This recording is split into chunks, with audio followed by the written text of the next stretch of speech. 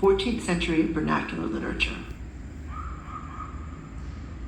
So in our introduction, I had talked a little bit about some of the contexts in which we need to read Julian, or contexts we need to understand in order to be able to see where Julian is coming from. And two of those contexts that I see as very much related are the historical and linguistic contexts that she's writing in. As I mentioned earlier, if you're a medievalist, one of the reasons Julian is important is because she is one of the first people to be working in a vernacular literary tradition, and certainly the fact that she's a female mystical writer working in that tradition makes her even more significant. So, right now it's 2016, 600 years after Julian's life.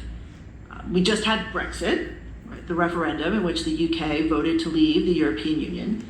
And one of the main issues that drove that decision was the question of immigration, and a desire perhaps to see it cease, to make England, quote unquote, English again. Of course, if we take the long view, we know that to a great extent this is a mythical idea, that England has been subject to various influxes of people for 2,000 years and more. For example, whoever the native Britons were who give their name to Britain, we know their country was invaded by the Romans under Julius Caesar, and when the Romans withdrew, they left a power vacuum into which tribes from the Germanic East, the Angles, Saxons, and Jutes rushed in. At the beginning of what we call the Middle Ages, middle of the first millennium. And of course the Angles give their name to England, Angleland, the land of the Angles.